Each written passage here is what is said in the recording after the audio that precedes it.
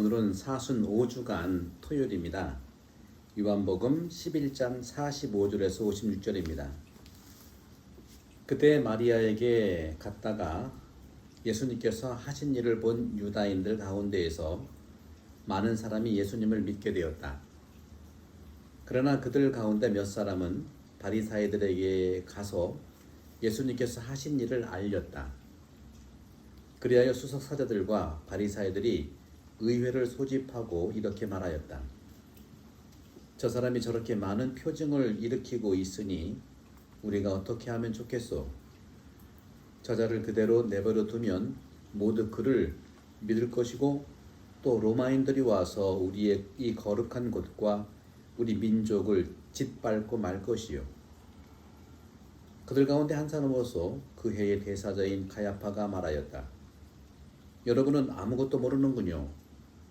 온 민족이 멸망하는 것보다 한 사람이 백성을 위하여 죽는 것이 여러분에게 더 낫다는 사실을 여러분은 헤아리지 못하고 있어? 이 말은 가야파가 자기 생각으로 한 것이 아니라 그 해의 대사자로서 예언한 셈이다. 곧 예수님께서 민족을 위하여 돌아가시리라는 것과 이 민족만이 아니라 흩어져 있는 하느님의 자녀들을 하나로 모시려고 돌아가시리라는 것이다. 이렇게 하여 그날 그들은 예수님을 죽이기로 결의하였다. 그래서 예수님께서는 더 이상 유다인들 가운데로 드러나게 다니지 않으시고 그곳을 떠나 광야에 가까운 고장의 에프라임이라는 고을에 가시어 제자들과 함께 그곳에 머무르셨다.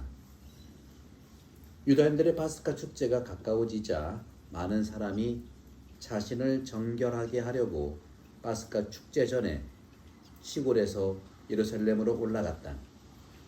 그들은 예수님을 찾다가 성전 안에 모여 서서 서로 말하였다. 여러분은 어떻게 생각하시오? 그가 축제를 지내러 오지 않았소? 주님의 말씀입니다. 그리스도님 찬미합니다. 네, 오늘 복음은 백성을 위해서 한 사람의 죽음에 대해서 예언한 가야파. 이런 사람들의 유형이 또 있더라고요. 우리 주역에서도 얘기해 보면 명리학이라고 하나요? 거기서 한 사람의 죽음을 넘어가고 다수를 구하자는 이런 말을 하는 사람도 있다고 하더라고요. 오늘 주님께서 요한복음 11장 50절에 이렇게 말씀하십니다. 한 사람이 백성을 위하여 죽는 것이 여러분에게 더 낫다는 사실을 여러분은 헤아리지 못하고 있어. 이것이 이제 가야파가, 그의 대사자인 가야파가 말하는 것이죠. 어떻게 이렇게 말할 수 있을까요?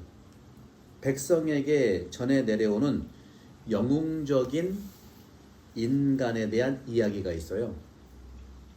자신의 목숨을 희생하여 백성과 도시 그리고 나라를 구한 전설입니다.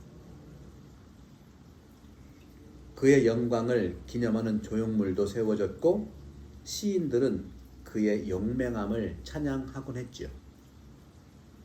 러시아의 19세기 사상가 솔로비요프, 블라디미르 솔로비요프, 이 사상가는 도스토옙스키와 동시대 또 친구 사이였고요. 신학자고 경제학자고 우주론자입니다. 이 솔로비요프는 이렇게 말합니다. 희생의 가치에 관해 많은 의심을 표현하고 있었어요. 도대체 희생의 가치가 뭐냐? 여러 가지 다양한 표현을 했다는 것이죠. 이 작가이기 때문에. 만일 인간이 절대적 가치를 갖는 존재라면 인간은 희생될 수 없다. 그리고 다른 사람을 위해 수단이 될 수도 없다는 것이다. 그렇지 않습니까? 존엄하기 때문이죠. 동물의 왕국에서나 발생할 수 있는 사건으로서요.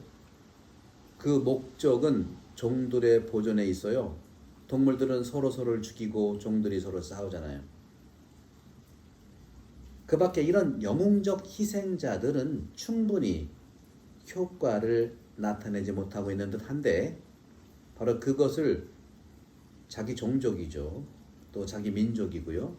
그것을 존속하기 위해서 백성과 나라는 인간의 희생을 계속 요구합니다. 얼마나 많은 희생자들이 목숨을 잃고 종족과 나라를 지켜왔습니까? 하지만 이 때문에 어떤 환경도 나아진 건 없어요. 계속해서 반복될 뿐입니다. 계속 죽어가고 있고요. 같은 이름으로. 지금 미얀마에서 일어나고 있는 그런 사태들 보십시오. 우리나라도 이런 경험이 있지 않습니까? 그러면 희생이란 무엇입니까? 의롭게 된 숙명일까요? 솔로비오프는 이렇게 스스로 답을 찾고 있습니다. 세속적인 윤리로 볼 때 이 물음에 대한 해결책을 내놓을 수 없다고 말하고 있습니다. 희생의 참 의미를 찾을 수 있는 것은 오직 예수 그리스도, 그분께서 희생의 본 모습, 본질을 보여주고 계시다는 것입니다. 예수님께서도 역시 백성을 위해 죽으셨지만 죽은 이들로부터 다시 일어나셨고 영광 안으로 들어갔다는 것이 중요한 예수님의 우리를 위한 죽음, 백성을 위한 죽음, 그런 면에서 우리는 새롭게 받아들여야 됩니다.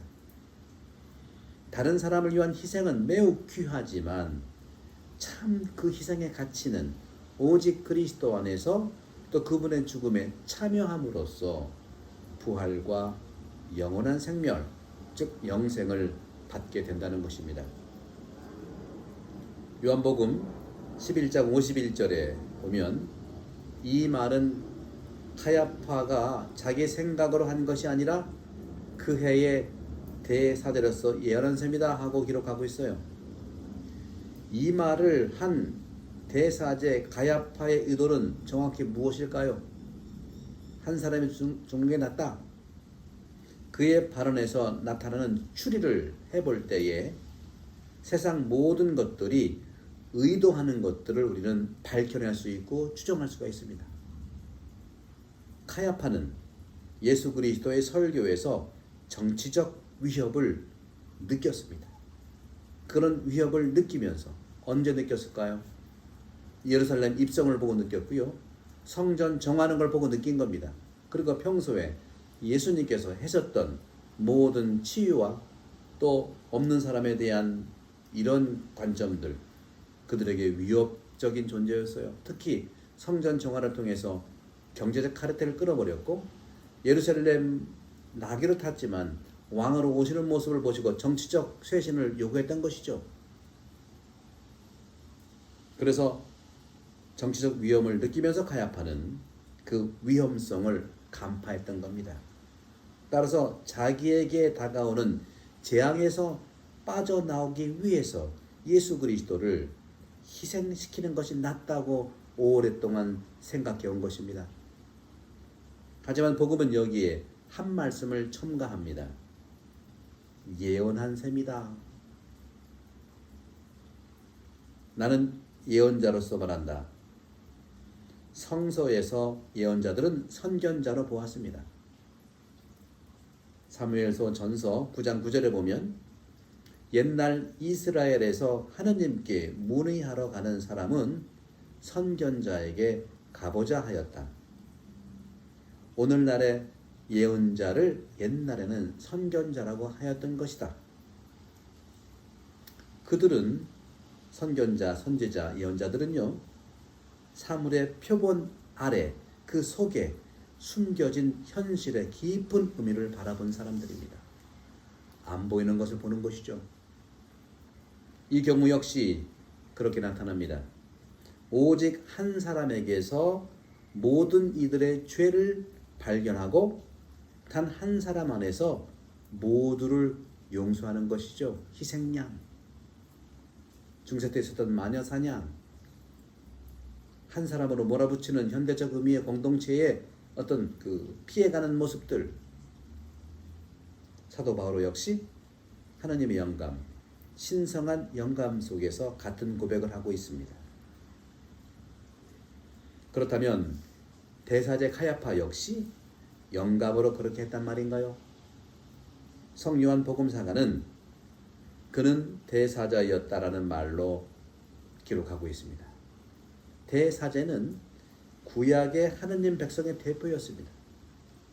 이는 신약 교회를 대표하는데 아직도 유효한 정의라고 볼 수 있지만, 비록 단순한 인간적인 말씀인 듯 하지만 그들의 말씀들은 하느님의 섭리에서 기원되고 있는 것이죠. 요한복음 11장 51절에서 53절, 예수님께서 민족을 위하여 돌아가시리라는 것과 이 민족만이 아니라 흩어져 있는 하느님의 자녀들을 하나로 모으시려고 돌아가시리라는 것이다 하는 말씀. 참으로 대사제 가야파의 말이 이러한 가치를 지니고 있을까요? 아닙니다. 자신의 욕심뿐이었죠. 그리고 구약의 예언들을 갖다 붙인 겁니다. 성경은 연구하면서 그 성경 속에 있는 생명은 따라하지 않습니다. 생명을 죽이기 때문이죠. 이 때문에 성 요한 복음사가는 다른 기록들을 첨부하고 있어요. 이는 단지 민족의 문제가 아니라 바로 모든 인간성의 구원과 관련된다는 것입니다.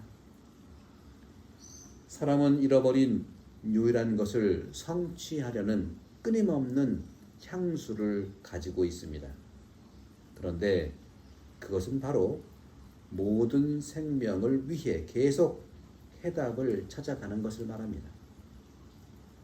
이런 원인은 바벨탑 위에 창세기가 상징적으로 말하고자 하는 것입니다. 창세기 11장은 10장을 마감으로 하고 이에 대한 새로운 이야기를 시작합니다. 10장까지는 신화적 성격이 있기 때문에 실제 일어난 사건이 아니라 모든 인류가 공통적으로 가지고 있는 메시지, 따라서 신화적 성격을 지니고 있는 것을 말합니다. 모두에게 공통적인 메시지를 가지고 있는 것이죠. 모든 장은 이렇게 인간성의 근원에 대해서 이야기하고 있습니다. 1장부터 10장까지 아담과 하와의 신락원, 아담과 하와의 아들인 인간과 인간 사이의 분열, 살인사건, 아담과 하와가 하느님과의 분열이고 싸움이라면, 죄를 지은 것이라면 아담과 하와 밑에 카인과 아벨은 사람과 사람 사이의 싸움, 죄를 얘기합니다. 또 유혹과 자포자기, 절망과 비극, 이런 모든 것들, 이것이 막을 내리고 새롭게 12장에서 아브라함의 이야기가 시작됩니다. 바로 이것이 이스라엘의 실제 역사를 시작하는 것이죠. 새로운 시작이라고 하는 것은 아브라함의 후손 그리스도로부터 결정적으로 인간적 근원의 단일성을 재편성하고 있음을 말하고 있습니다. 아브라함과 함께 그리스도 안에서 모든 인간 세대들의 축복이 내려진 것입니다. 그리스도께서는 다른 방법으로 그 목적을 획득할 것입니다. 그리스도께서는 하늘 끝 바벨탑처럼 끝탑을 세우지 않으시면서도 죽은 이들에게 오히려 내려옴을 통해서 모두를 위해 하늘로 오르는 구원의 여정을 걸어가신 것입니다. 사랑하는 형제 자매 여러분, 내일부터 성지주간, 가장 거룩한 성주간이 시작됩니다. 우리 모두 진심으로 예수 그리스도의 순환을 지금까지 사순시기 동안에 묵상했고, 결정적으로 지금부터 예수님의 죽음을 우리는 구체적으로 만날 것이고, 예수 그리스도의 성금연한 죽음과 그리고 부활하는 그 사이에, 예수님의 십자가상의 죽음과 부활하는 그 사흘 사이에 바로 거기에 예수 부활의 키워드가 있습니다. 그걸 찾아보십시오.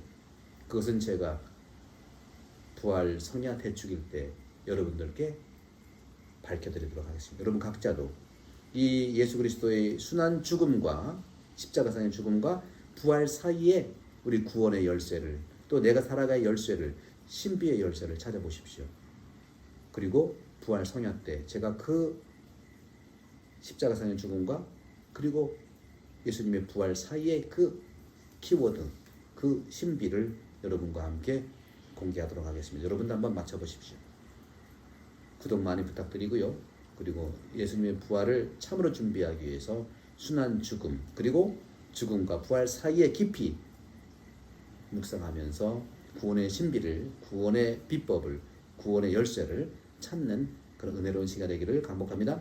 성부와 성자 성령의 은혜로운 모두를 간곡합니다. 감사합니다.